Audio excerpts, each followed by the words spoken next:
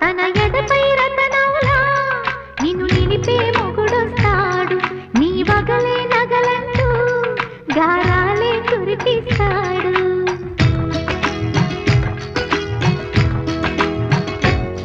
తన ఇంటికి కళ తెచ్చే మహాలక్ష్మిగా పూజిస్తాడు, తన కంటికి వెలుగిచ్చే మణి దీపం నీవంటాడు.